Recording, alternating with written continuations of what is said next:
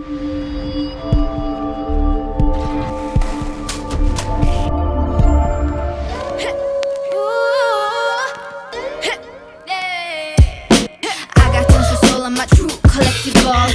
also famous, number one, desirable. I do what I want, when I want, and how I want it. Leave you with the one in the air, that's how I roll. I got tons of soul, I'm a true collectible. Famous, also famous, number one, desirable. I do what I want, when I want, and how I want it. Leave you with the one in the air, that's how I roll. I got change to throw, I don't care about no gold. Better, so much better, flipping, incredible. Always on the show, so they know that I still got it. And I never feel sorry, yeah, top of the world. Top of the world, yeah, top of the world, top of the world, yeah, top of the world, top of the world. Hey guys, I'm Si. Welcome to Ace Podcast Nation, the home of the originally created series My Story. This is Series 2, Episode 1. Ace Podcast Nation, of course, you're home to many other great shows and series featuring top guests, expert analysts and more. We've got shows on football, MMA and boxing, mental health and a whole lot more. You can get the video versions of this series and, of course, all our other series, youtube.com/Ace Podcast Nation. Please subscribe, click the bell, get notifications every time we upload or go live, and you'll always get the shows first and the YouTube channel. You can also follow us on social media to get the latest news on shows, guests, etc. Plus, of course, the audio versions are available at all the radio and podcast platforms. Links are all in the description below. My Story series is unique, slightly different to what we normally do with our other series, as we take our guests through their life and career from their upbringing all the way up to present day, as they share some stories and anecdotes along the way. Series 1 featured actors, footballers, broadcasters, authors, and more. And Series 2 will be no different. The tagline is simple: real conversations with real people. And today, for Episode 1, I am absolutely delighted to be joined by author and Nottingham Forest fan, the infamous, some would say, Gary Boatsy Clarke. Welcome, my friend. How are you? Been a long time coming this show, mate. We've been trying to get it in the bag. Yeah, good to meet you again, Simon. Good, mate. Thanks. Yeah, I'm really looking forward to having a chat, mate. Obviously, we think it was the end of the last football season, wasn't it? We tried to get you on the fans edition, which we did on Friday. Unfortunately, we had a problem with the connection and stuff that day, which was a bit disappointing because it was a very interesting end to the season for your team. Yeah, it's a big shame that, mate. Well, yeah, a few technical problems, but I don't know whether it was a good thing to talk about at the end of the last season or not. You know what I mean? Yeah, well, mate, not even just that Forest missed out on the playoffs. Unfortunately, Swansea was the one which it was like a double whammy for me. Double whammy for you, mate. Yeah, it's disappointing. So, mate, all I'm going to do is we're just going to have a chat. As I just said to you, be off air. Like we're just going to have a nice, relaxed chat and just take you through really all the different stuff you've done and experienced, and kind of tell your story. And what we like to do with that is just take you right back to the start, and you just tell us a bit about where you're from, your upbringing, etc. Get us going. Yeah, mate. I'm just from a local estate in Nottingham, really. I was born in the inner city. So my parents, my dad's from Cambridge. He was brought up as a Cambridge United fan. My mum's from inner city Nottingham. I didn't, so really as a young boy at school, I didn't really always follow me. My dad used to like Manchester United, obviously Cambridge United. My granddad was an Notts County fan. He used to take me to County one week, and then I used to beg my dad to take me to Forest the week after. Between us, don't tell anybody, but I used to have a liking for Leeds at school. Oh, no. Obviously, I've always been Forest. So as a kid, I was just a normal kid. Grew up on a normal private estate in the Nottingham. Loved cricket, loved football. Played cricket at school and football at school. Got the taste of the terraces at a very young age. Loved it. Never looked back, really. Were you any good football, cricket, playing it yourself? I was better at cricket than football, to be honest with you. I played a good standard of cricket, played in the Notts Premier League at 15, 16. Played for the school football sides, played for the local football sides. But I think once you know you're not going to make it, you're not good enough to make it, you lose interest when you leave school, and then you discover drinking. Yeah. Discovered the Forest lads in town, left school about 16, went straight down town drinking and got on with the Forest boys. Cricket, it's a big shame about my cricket days, really, because I played cricket up till I was 17, and it overlaps the football season. So I played with men, obviously, and a couple of the team were police officers as well and firemen. And I couldn't drive at the time. And I'd be stuck in some village like 15 miles outside of Nottingham on a Saturday night, relying on a lift back. You know, and all the boys were out in town. Forest are at home. I couldn't either go to Forest or play cricket. And in the end, I chose to go to the Forest games and not cricket on the head, which is a big shame because I was quite good at cricket. Could have gone a bit further with the game, I think. You know what I mean? Yeah, so yeah. Get my son into it now, actually. So, yeah, that's cricket. That's quite similar to me. Like I played a decent level cricket right up to my sort of teens. I played a decent level of football, and then discovered going to the football, drinking and girls was my undoing, mate. Like 15, 16. As soon as I discovered that and smoking, I was like my sports activities went down the pan, unfortunately. But like I used to enjoy playing cricket. Even like I played till about probably up till I had my accident in 2008. Like so. Still playing now and again for the men's teams, like on Sunday and that, just because I loved it. And it used to infuriate my team because there was quite a good group of us who would go. There was like a group of either season ticket holders with Cardiff or just regular goers, and like you say, the seasons overlap, which means when the training starts for the cricket season, all the boys who go to the football, they're not interested in really going to the nets and all this sort of stuff because they're still going with the football and that. But one question I did want to put to you just before we kind of get into everything. You mentioned Notts County. I got told off by someone, I don't know, probably about a year ago on one of the football shows because I referred to Forest as Notts Forest. So I would like to know, why is Notts County but not Notts Forest? I've always wondered. I'll be honest with you. I mean, obviously, Forest fans get irate about that, and Derby love. I was listening to Radio Derby on Friday at work because it was playing on Friday night. I like to see what the dark side say about us. You know what I mean?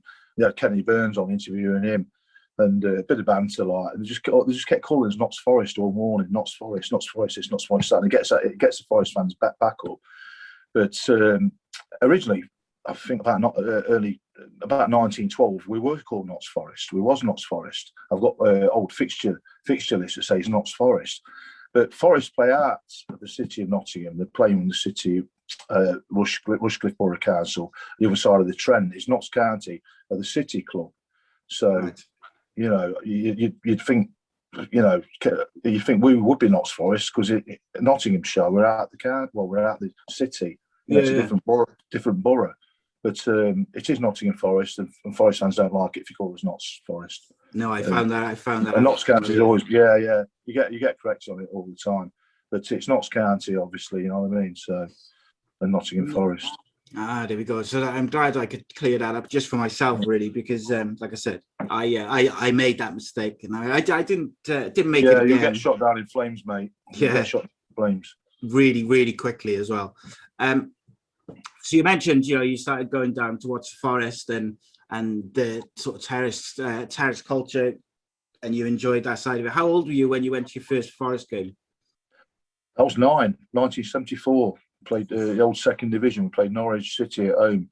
Persuaded my dad to take me because my dad's from Cambridge and he preferred the Norfolk teams, to be honest with you. You know, the Southwark and Norfolk teams. So because Norwich were playing and he's got connections at Norwich, he took me to see Norwich City. You know, they were flying high at the top of the second division. Norwich were, and Forest was dwindling down the bottom as we pretty much come full circle back down there again.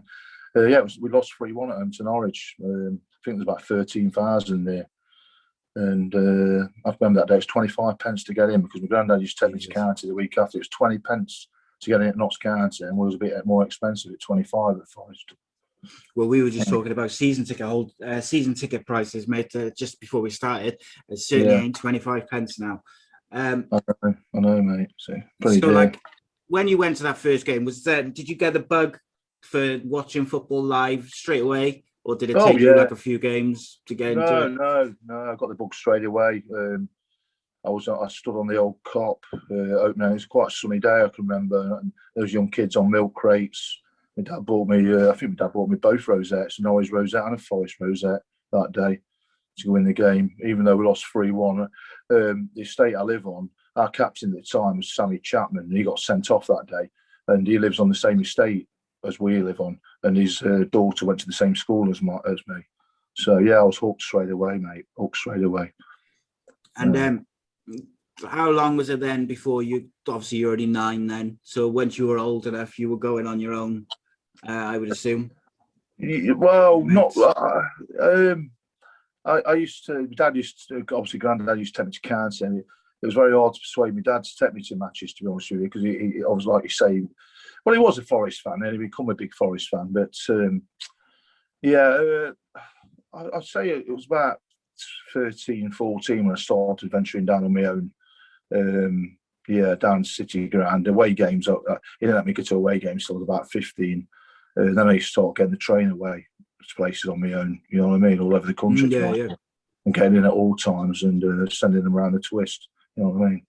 Oh, yeah, so right. That's when the trouble started as well, when, you know, started getting locked up in various places around the country. Like, I think even if as like a teenager, like, or even like your early 20s, if you go regular, you see the same faces, even if you're not involved in kind of like trouble and stuff back then, it's the whole culture of it is so intoxicating. Like, you're having a few beers, then listen to some music or whatever on the way up there, or, you know, in the pubs and that beforehand. It's the whole atmosphere around it. And then as a teenager, like, you get hooked on it, don't you? You get hooked on it, you get carried, you get in with the crowd, you get hooked on it, carried away with things. And in them days, it wasn't really a family-orientated game, was it, in the 70s? You know, and half the time you had to bloody fight your way from the train station or back to your car. You know, that's how it worked. You know, if you didn't do that, you know what I mean, you couldn't go. No. That's the way it was in them days. You know, it wasn't, to be honest with you, it wasn't very nice. It wasn't very nice for a family to go. I can remember I went to, my dad took me to this League Cup final replay at Old Trafford against Liverpool. And my mum went with a couple of dad's mates. It was frightening after the game. We beat them 1-0 Liverpool. The Scousers were going absolutely mental, jumping up and down on cars. You know, my mum was frightened to death. And my mother never went to another football match. Bearing in mind, this was 1978. She didn't go to another football match until we played back in Europe in 1995. We played Lyon at home in the UEFA Cup. That's a long time. That's the next time she went to. Yeah, that frightened her that much that night. She never went to a football game again till the mid-90s. So that's how much it took on her. Well, correct me if I'm wrong. I might be wrong, but like, because it is a little bit before my time. But like, we're in the 70s and 80s, weren't like football, like certain areas of Liverpool, Merseyside, and that they would carry things like flick knives and stuff like that. I did get a bit of standing knives, like that was almost like a common occurrence.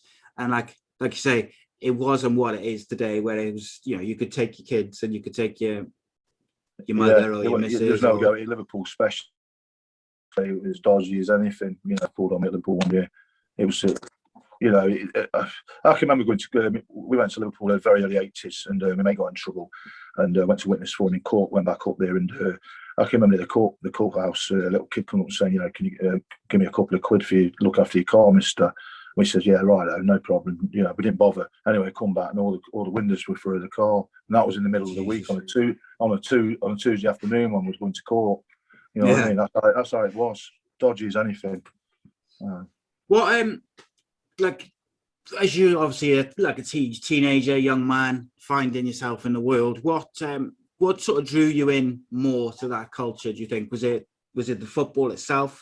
Was it the camaraderie with the other lads? Was it the drinking? Was it the clothes? It was a combination of everything. I loved the clothes.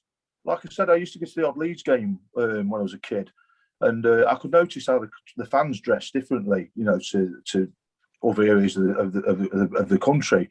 And Leeds were quite smart, and I was fascinated by the clothes. And then I'd go to Forest, and our lot were about 40, 50 of our lot were into the casual scene. I started noticing the Leeds lads wearing different stuff, and I started wearing the clothes just as last year in school, and then when I left school, the wedge haircuts and the music and the different, the faded jeans and then the caggles and the white trainers. I loved it. The clothes, I really loved the clothes. I've always been into the clothes. Obviously the clothes led to the odd tear up at the game because you had to defend yourself wherever you went. That's how it was, like I said, in them days, how football were.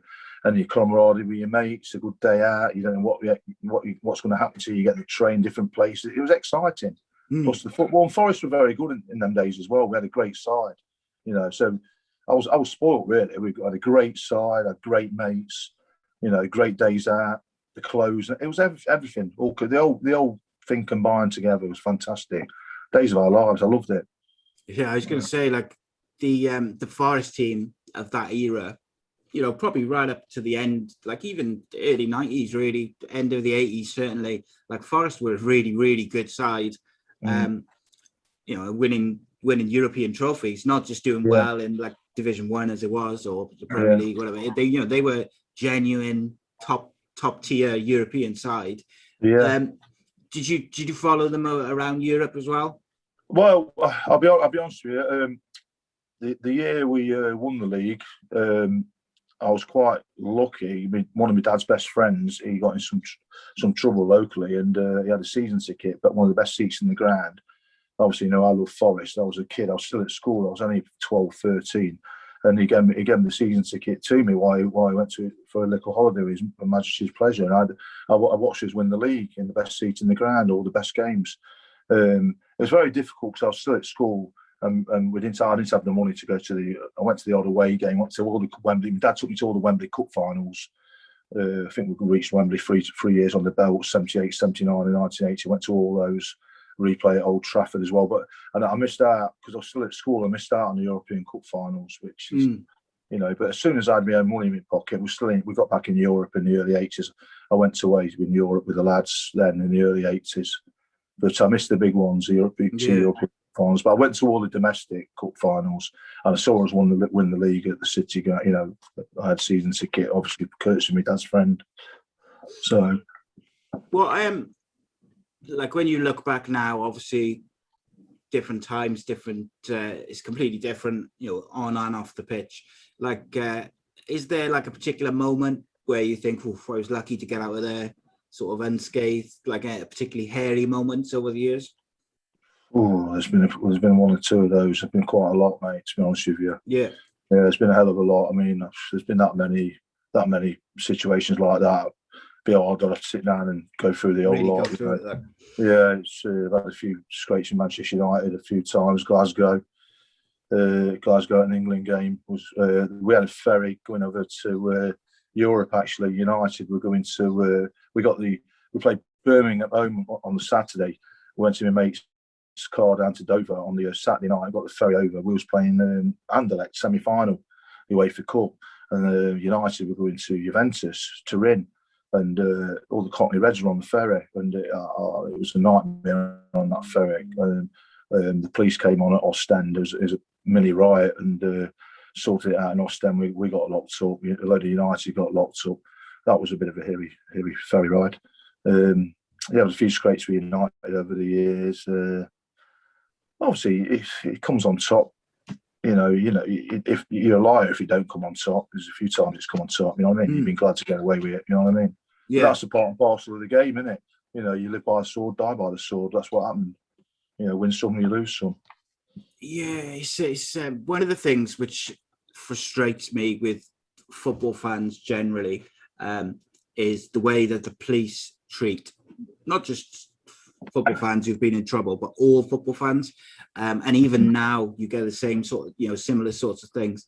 They are very much, you are viewed, because you like football, because you're going to the football and you're having a couple of beers, you're very much almost viewed as must be like a right wing thug. That's it. That's you're pigeonholed straight away, and that's always frustrated me. Like, it used to be bad back in the day. I was going to say the police didn't even ask questions back in the 70s and 80s. It was whack. I think they'd rather kick the shite out of you than rather than arrest you back in the day, to be honest with you. You know what I mean?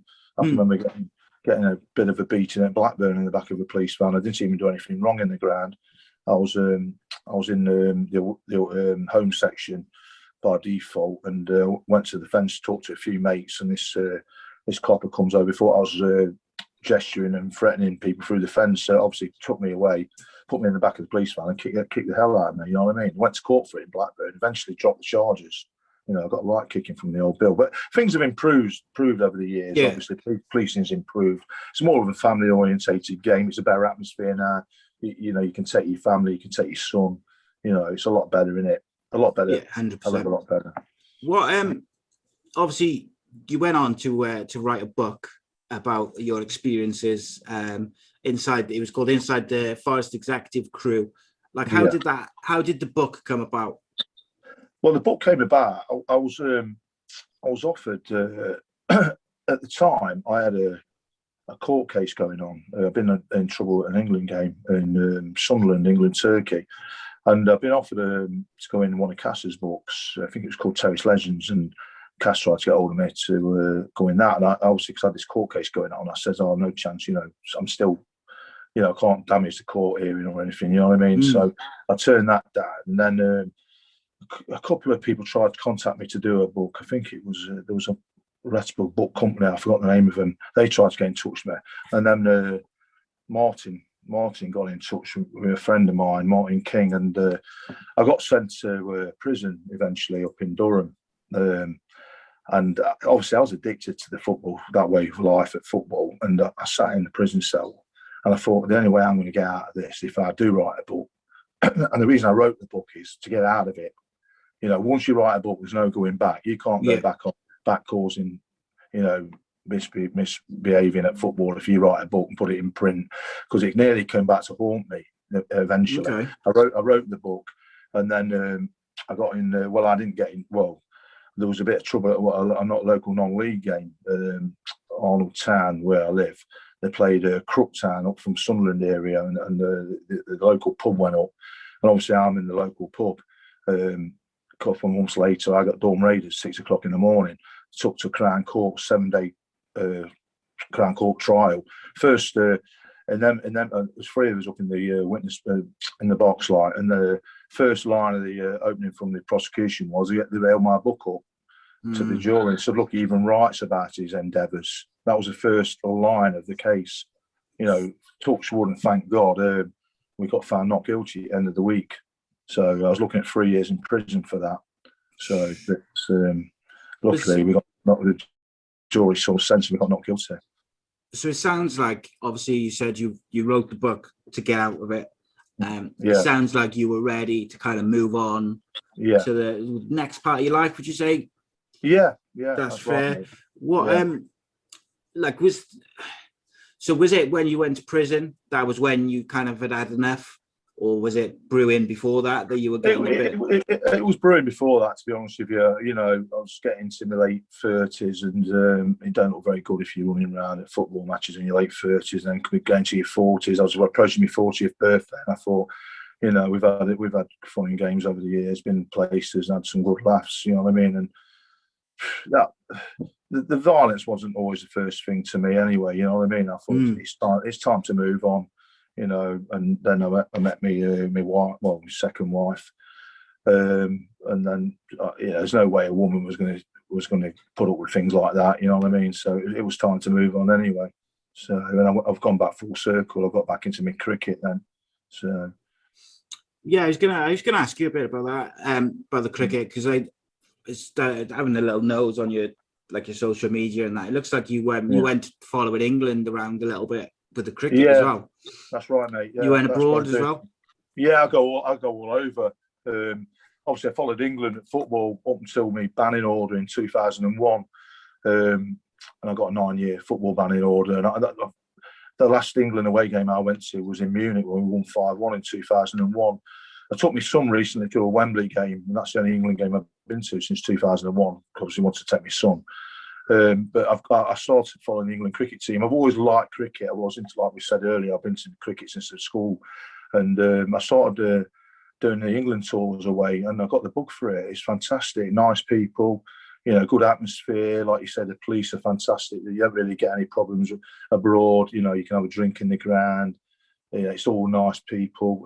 It's visited some fantastic locations, exotic locations. I've done about 12, 13 tours now. I went to Johannesburg last year away. That's the last time I've been abroad since because of the pandemic. Yeah, it was Johannesburg last January. So I love it. We're planning to go to the Ashes later on this year. Well, early next year, we're going to do Sydney Test, I think. I was going to do India. The big plan was to go to India this January and Sri Lanka. I booked Sri Lanka last March, and it obviously got cancelled because of COVID, so we lost some money there. But I've done loads of tours now. I've done India 4 times, Sri Lanka a couple of times. I've done Australia. I've done Barbados loads of times. I love it. It's fantastic. Yeah, on my bucket list actually is to go watch England for an away series. Well, it's England and Wales, mate. It's England and Wales. That's it. That's it.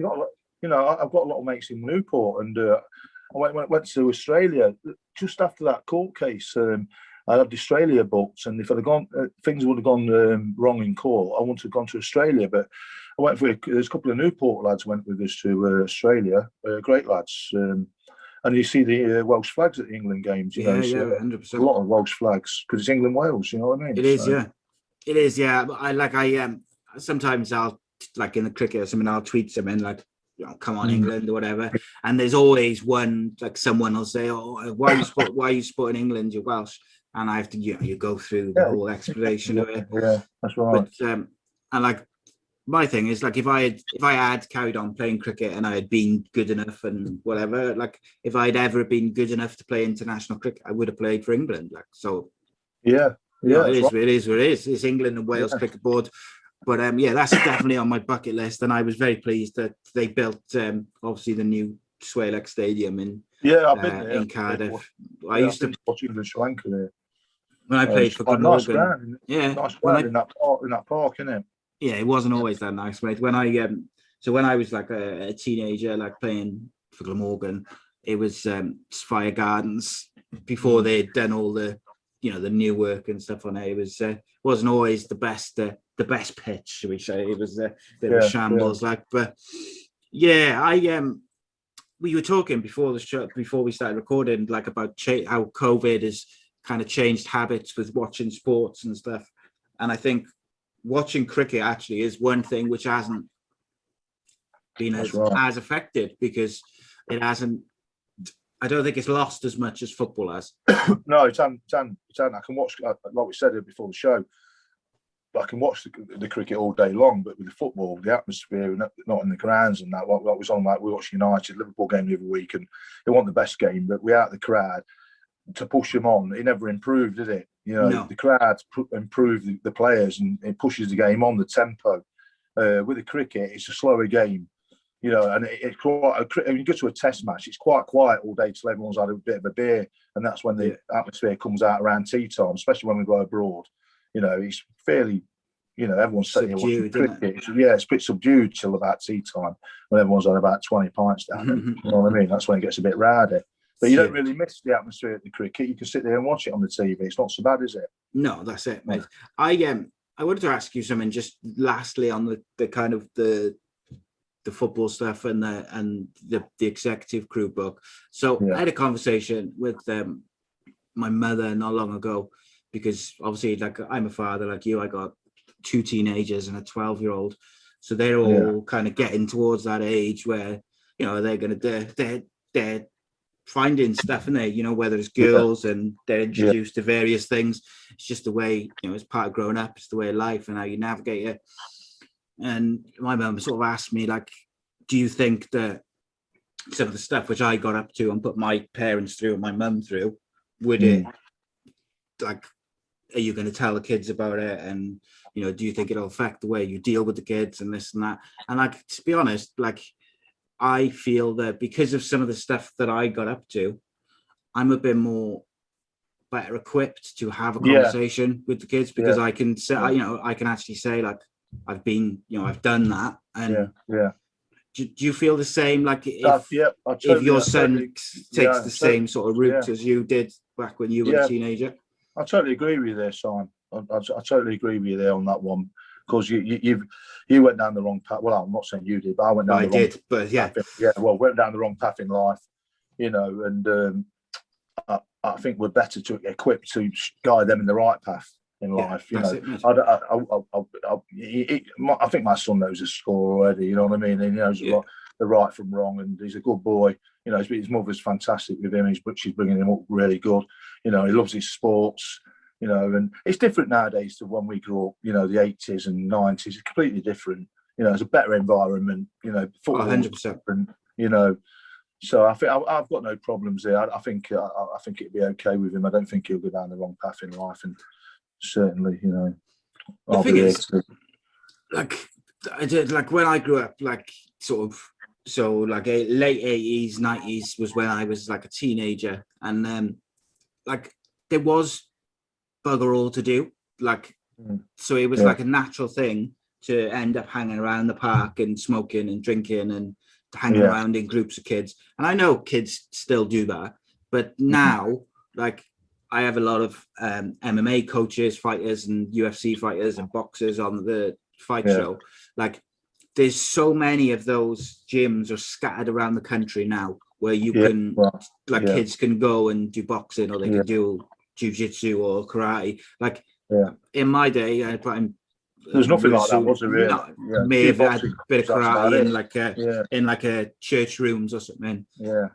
There's that many boxing clubs now. Yeah, my son goes boxing as well. And he went to Nottingham School of Boxing for a couple of years, but he goes to an Arnold boxing club in Arnold. He gets one-on-one tuition now from a lad that I know, and that teaches him discipline as well. I think it's great. You know, I don't think he'll become a boxer. I don't want to see him get hit, right? You know what I mean? But he's not at that stage yet. So, but he's teaching them a lot of discipline. You know what I mean? So, yeah, it's interesting because I want like my boys to do it. I want them to either do boxing or a bit of MMA. But my missus is a little bit concerned that it'll encourage. The older one's got ADHD, and he had a few issues when he was younger with fighting. So, like, she's worried that it will encourage him to kind of go back to that and fighting and stuff. But I actually think that it will help him as he goes from, like, he's going to be going into sort of sixth form and stuff next year. I think it'll help him to get his discipline and organisation and that. And then it will teach him to stick up for himself as well, you know, in the right way, way. You know, because you still got the bullies when you get to big school, and, you know, so it will teach him a bit of discipline, and it will teach him to do the right things, and they can and they learn to handle themselves in the right way. I think that's a good thing, you know. Yeah, he went, like, without going too much into it, like he had some issues in year 7 with some boys when he went up to high school, and he was struggling with his ADHD and stuff, and they kept hitting him, and he was trying not to get in trouble. So he was walking away, and I kept saying to the school, if you don't deal with it, he will eventually he's going to explode. And then you're going to come to me saying, he's in trouble. He's hurt this boy, he's done this. And these two boys kept doing it. And eventually he turned around, he broke one of them noses, and he hit the other one. And of course, phone call to me. Your son's, he's smashed up this guy's nose, and he's done this to this other boy. He's got to come out. And I said, I told you this was going to happen. You know, he's trying to do what, like, you know, from like a parent school type of thing. You're like, you know, walk away, don't get involved, blah, you know, all the stuff which the school will say, and you're telling him to, he's doing all that, but you're not nipping it in the bud. So that, frustrating anyway. Sorry. I've had a pretty similar situation with my lad. There's a few of them, the little gang at school, and my wife's been down, had words with the teachers, you know, pretty warning them sort of thing, and it carried on for a bit. They started saying he'd done something wrong when he hadn't. They were lying about him. You know, we had a few problems, you know what I mean? So, similar situation, mate. I find it really frustrating as a parent. You can't sort it for them, can you? Like, as they get older, they've got to kind of deal with navigating themselves a bit. But like I say, mate, going back to what we're saying, the boxing and the sports is good for the discipline. So So the other thing I wanted to ask you lastly on sort of the football stuff, I wanted to ask you about the difference between the way kind of books like your Forest Executive Crew book and some other football books are portrayed in film. When they get to film, when you get, there's been all sorts of films like Football Factory and Green Street, and and you've got the older ones like ID and that, and The Firm. Like, what's it like in terms of like, what's it like in compared to it being in there and it happening compared to how it's sometimes portrayed in the films? And yeah, it's hard. It's very hard for the filmmakers to get it right. I think the nearest thing we've had was the Football Factories, the nearest one we've had to it. But it's very difficult, being a football casual, to look at some of these films. One or two of them are a bit dodgy. Without saying that, one or two of them, there's a few really bad. One or two I thought was all right. I thought The Firm was okay. The original one wasn't bad, to be honest with you. The new latest one with the clothes, I thought wasn't bad. Wasn't too bad. Green Street was made for the American market. It was aimed at the American market. I enjoyed Cass's film, but I was in that as well, so I enjoy that one. And he's my mate, so I can't say that. No, the Cass's film was quite good. I thought it was very good, actually. Yeah, I did. Yeah, I thought the Football Factories was pretty good. I quite enjoyed that. The other one, Away Days. Away Days is that's pretty good. I watched that the other day actually. It's on Amazon at the moment, and wasn't bad, was it? It's pretty good. Like I say, there's some dodgy ones, but I think you got to take. I suppose you got to take, just take them for what they are. And at the end of the day, like you said, you're never going to get it spot on. Spot on, no. What was that like starring in a film? Yeah, I really enjoyed it. That was just a bit part, obviously just a guest part in Cass's. I spent the whole day filming. You don't do it a lot. You spend 12 hours just watching the scene. I must have took the scene about 3 or 4 or 5 times all day to do it. But it's a good laugh. You meet the proper actors. Was in the Governors. We filmed that at the Emirates. It was meant to be Wembley Stadium. That was a great day with Doug Allen. He was in the. I think he was in The Firm. He was the right-hand man one in The Firm. He's a nice lad. Then we got invited up to Edinburgh for the Edinburgh Film Festival as well. That was a great laugh, and RZA Kicks were in the film, the band, and the after party, RZA Kicks, he played a DJ set. Fantastic. You're all mixing as if you know them all your life. Some real, really. I was going to say, what an experience that is. Yeah, it's brilliant. Fantastic. Loved it, and it's because of what I've done and been getting invited in this stuff, you know what I mean? So turn out all bad in the end, you know what I mean? Absolutely. So, I really enjoy the Governors, actually, because what I like about the Governors is you don't get like the kind of Hollywood ending whereby it all works out fine and you don't get that happy ending, because that doesn't always happen. Yeah, I thought it was excellent. How did that come? Did that come about? I can't remember which one came out first. I think Cass came out after or before. The Governors come out after. Yeah. Did your role in the Governors come about because of what you'd been in the Cass film? Cass was, I think he was co-director. He got invited to be co-director on the Governors, and obviously part of the deal was that he writes that football scene wrote into the scripts, and he obviously because we're quite good friends in that, he invited 3 or 4 of us football lads to be in the scene, like, so great experience, all down to Cass really. He worked on the film, so, and he's into his films now as well. So I was going to say he's doing very well for himself. And like, I don't know how you see it. Like, I'm asking you, I suppose. Like, do you feel like, your experience with football and being in prison and getting into trouble and things like that, do you feel like that's made you a better person long term? I do. Yeah, I do, mate. Yeah, I do. It's made me the man I am today. The experience of going through it all. I know I've done wrong. We all know it's wrong. Certain people look down on us. Still, don't get me wrong. You know what I mean? We'll never. If you want part of it, you don't get it. Some people don't get it. You know what I mean? Yeah. But, I've turned the corner. I'm a better person nowadays. You know what I mean? it has made me a better person.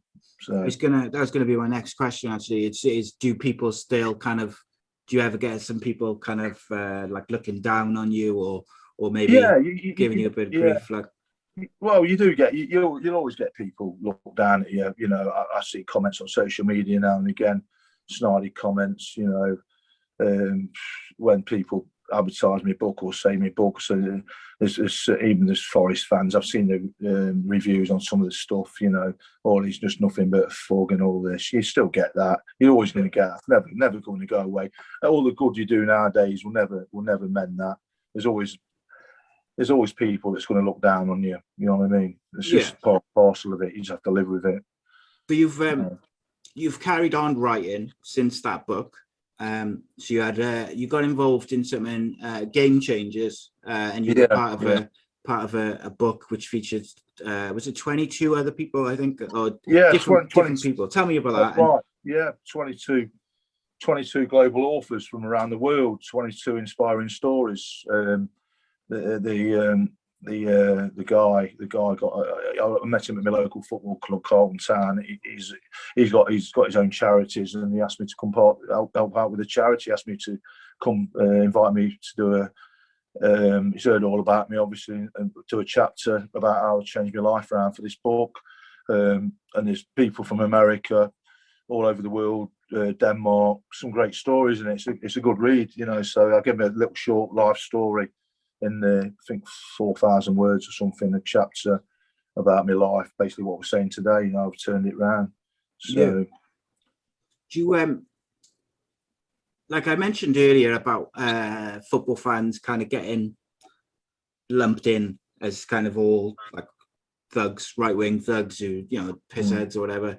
Yeah, is like I speaking to you now, you seem quite a sensible guy, like, and I've had a quick look at that book and like what the Game Changers website is all about and stuff.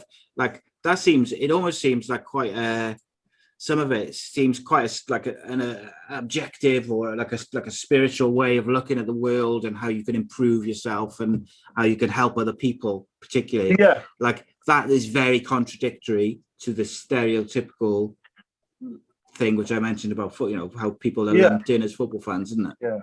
Yeah, it's true. It's about this charity. I'm part of this charity. It's about helping others out, you know, giving something back.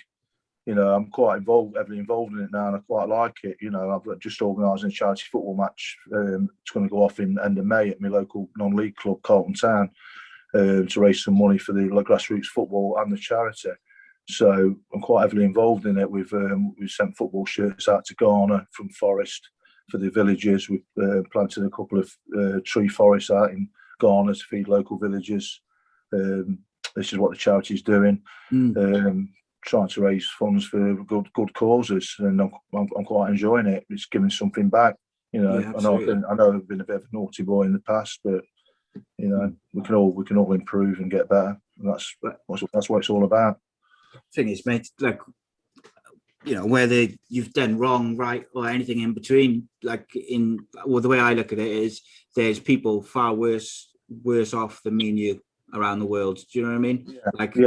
We're quite blessed in the Western world. You know, at the moment, our biggest problem is we can't get out of the house, but we still got Netflix and internet and all these various things. Like there's people over the other side of the world who are struggling to, you know, where I get clean water or do you know what I mean? Like, and I just think sometimes the Western world and some of us need a bit of perspective, maybe. But what I'll do is I'll put links to the Game Changers, World Game Changers website, and if you give me some, like if there's any links to the football match and stuff like that, I can put all that in there, all that in the description, mate, and we'll spread the word a little bit. But so have you got any more plans to do more writing? I'm gonna the charity is going to, I think they're going to do another book soon. It's going to be called Angels with Dirty Faces. We're looking for people that might have got inspirational stories actually to contact me. You can contact me via you if you're willing to tell the story. We're looking for another 6 or 8 authors to do a chapter in that. What sort of stuff would you be looking for? Just like similar stories to ourselves, really. That's turn the lives around. You know, that started off on the wrong path, and then they've come good, and similar inspiring stories. They're looking for something like that. I've just done a bit for a German book, chapter for that. Been involved in about 10 books now on that football culture. I'm hoping to do another follow-up book with the charity, hopefully in the next year or two, as well. About they said people still interested in listening to the football stories as well, so we might mix it up a bit. There's still bits to be told, because people want to read it, people want to listen to it, and people still want to make documentaries about it. It's a British subculture that it happened. You can't ignore it. And still people are still interested in it. But I want to tell my story. What I've done over recent years as well. So there's definitely going to be a follow up sooner rather than later.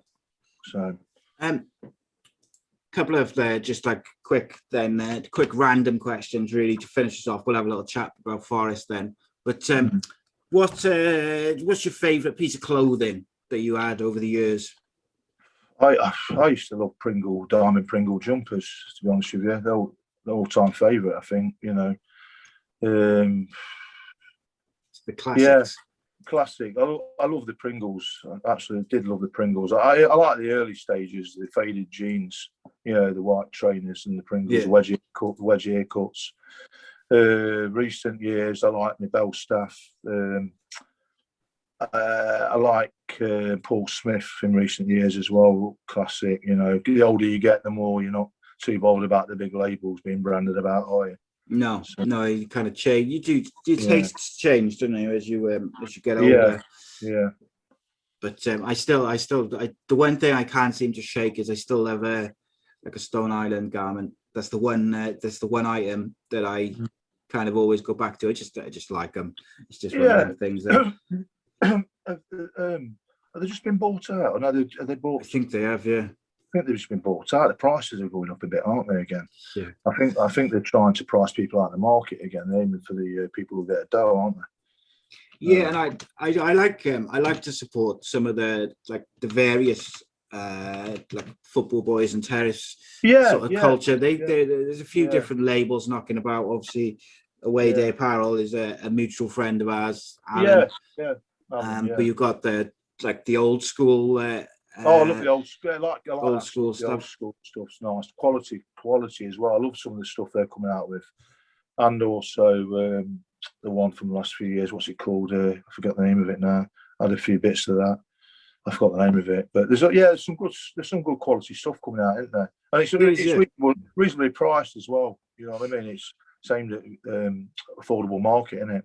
Yeah, and I think that's a good sort of gap in the market, isn't it? That affordable stuff or whatever. Especially people our age now, they all got kids and my missus. Right. I think my missus would bloody shoot me if I said I spent like 300 quid on a coat or something. Do you know what I mean? I'll keep it quiet, mate. Keep it on the down low. Yeah, I'll blag don't tell anyone. Don't tell anyone. What about music, mate? What influences in music? What's your favourite era of music? I like them. I'll be honest with you, the 90s, the mid-90s, Oasis and all that. Oasis, they're my favourite band. I mean, I did like the Jam back in the day. I liked bits and I like Blondie and all that. Brian Ferry. But I've got to be the mid-90s, hasn't it?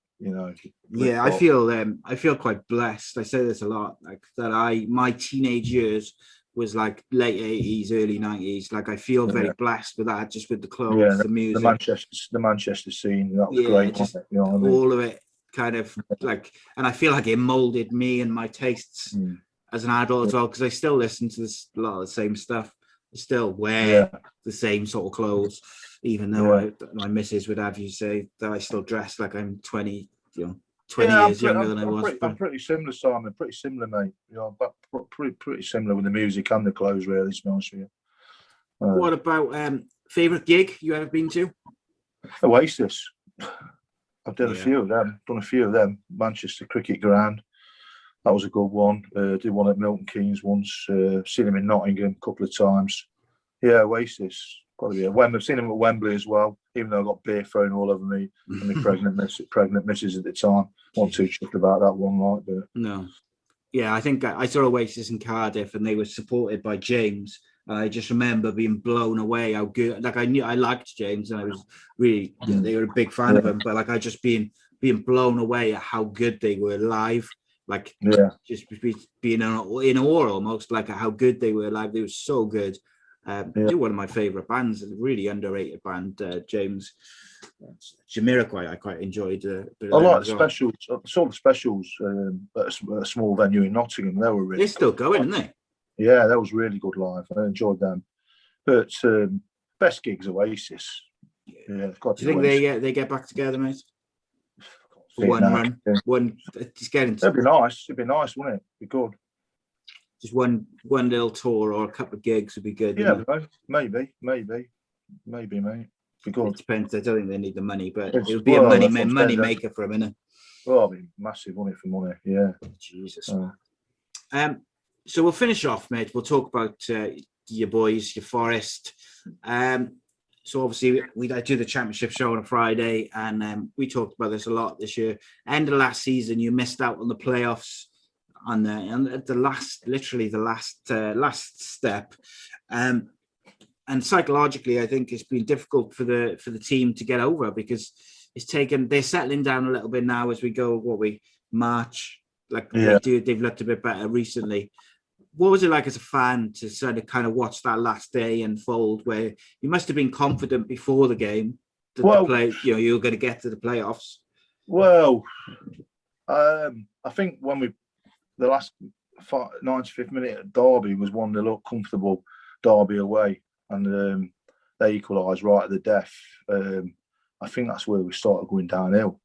And then we went to Barnsley, didn't we? We lost 1-0 at Barnsley. I think a couple of minutes from the end at Barnsley. And when we needed a point, was in the playoffs. I think we only needed a point out of the last 3 games to get in. And the longer it went on, the more nervous I was getting. And you could tell in that last game, the nerves were going. And there's always, I think it was 1-up. We equalised, didn't we? And I think there was a 5-goal turnaround with 20 minutes to go, wasn't there? Yeah, but I think the more... Goals. Yeah, and they was telling the players, what was happening with Swansea, and I think they just got nervous and just completely bottled it in the end. You know what I mean? I've never seen anything like it, to be honest with you. But I think that Derby away game, that last goal when they equalised, I think it was the 95th minute. I think that's where it all went wrong, started going wrong, and then losing at Barnsley 1-0. I think it changed the team a bit again as well. But that's another reason. They keep swapping the teams. You know what I mean? They don't play a winning team, do they? They don't play the best team. They keep swapping and changing. I think that's always bad as well. Cloughy would have never done that. No. You know what I mean? Who's your favourite Forest manager from your time supporting the club? Recent years, obviously it's overall. It's got to be Brian Clough. There's only one, isn't there? If you take the great man out of it, take the great man out. I like Frank Clarke. I did like Frank Clarke. He got us back in Europe, got us third in the Premier League, got us promoted from the first division up into the Premier League. Finished third with Collymore. Signed Stan Collymore. That team we had was fantastic, brilliant team. And I think if Collymore would have stayed with us one more season, we got to the quarterfinals of the UEFA Cup without him the season after with Brian Roy. If he'd have given us one more season, I think we would have won that UEFA Cup that year. He went to Liverpool for 7-8 million, won it. Stan Collymore was the best striker I've probably ever seen at Forest, to be honest with you. And that takes the glory in the glory days as well with Trevor Francis and Gary Boatsy. They were great players, don't get me wrong, fantastic. But Collymore, that 2 years we had with Stan Collymore was absolutely awesome. He played him up front on his own. I went to Sunderland once, we won 3-2. And he got to pick the ball up just inside his own half and he just took it all the way in. Brilliant. He could run at people. Absolutely amazing 2 years we had with him.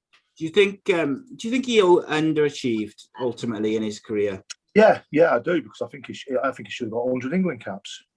Talent-wise, he was unbelievable. He could have been one of the best strikers in Europe. He should have been. He was good at Liverpool, don't get me wrong. He went to Villa. That's when he started going a bit downhill, wasn't it? Obviously having mental issues and stuff like, I think he'd say give Forest another couple of years. I think he could have got. I think he got 2 England caps, didn't he? I think I saw him at Wembley against Brazil actually. I think he'd have got 50. If he stayed at Forest, I think he'd have got 50 odd England caps. Probably gone on to 100. He was that good. He was that good. He did underachieve. He did underachieve, mate. It's a shame, really. He's a nice bloke as well. I met him on numerous occasions. Nice lad.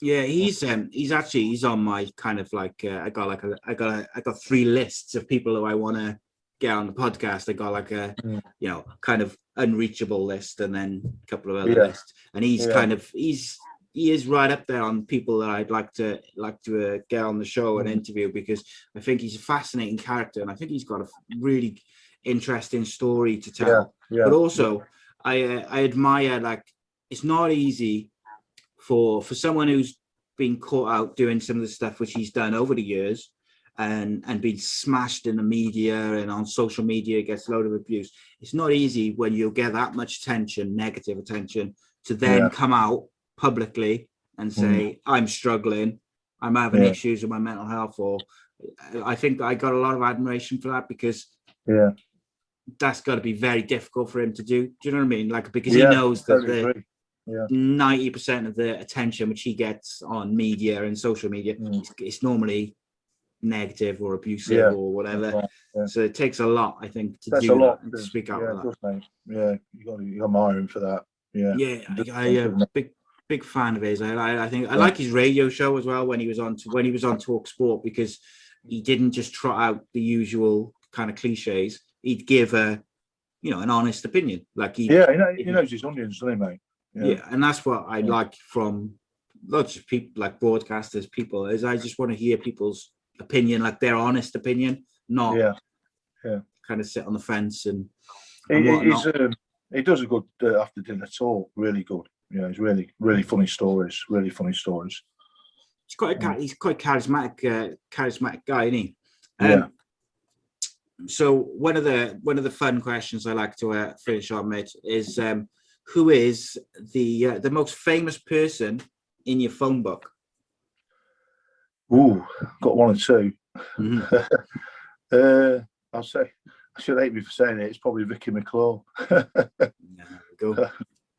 She won't hate me for saying it. So. She's super talented, super talented. She's a great girl. She's a great girl. Absolutely. Right. And Johnny Owen. We've got to say Johnny.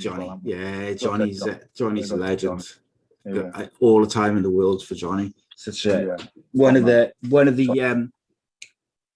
just most genuine, nice people I've ever had the pleasure of meeting. Do anything for anybody. Yeah. He when I first started the channel, like literally, I think I had about like 50 subscribers or something, and I was literally relying on friends or people I knew, and I sent him a message, not really expected him to be up for it, just because he's doing very, very well. I was just starting out, and I just kind of said, would you be able to spare me 45 minutes or whatever, just to have a just a chat about your career and stuff like that, football. And he was like, yeah, straight away. And he done it. I think he's like episode number 4 or 5 of the channel. Right. And I was just like, you didn't have to do that,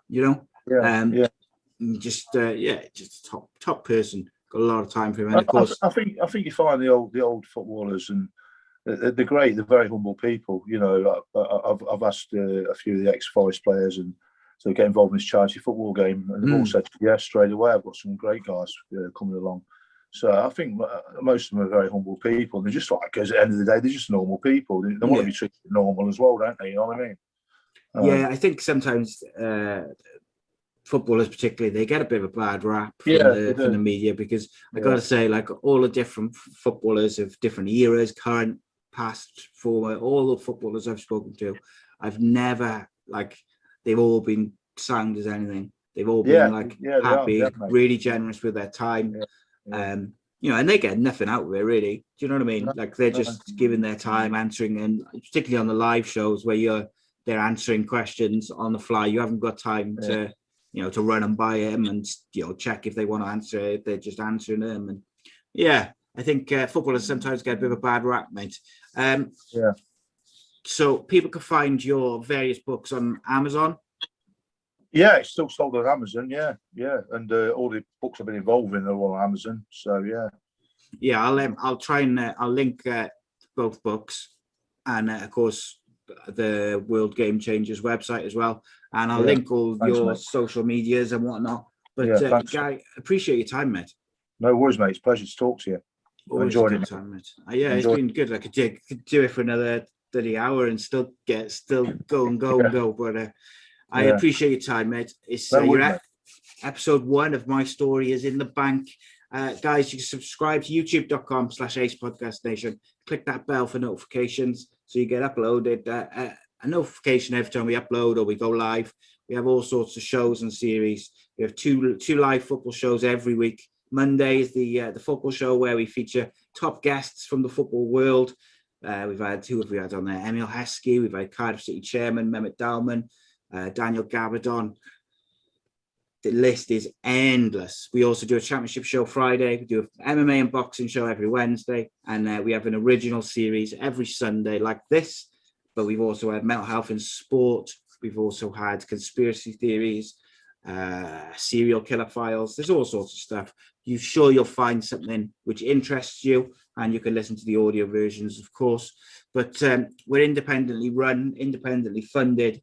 So if you are interested, spread the word, share the word, and share the shows, and tell your friends. But until then, we'll see you next Sunday for another episode of My Story. And Gary, top man, thank you.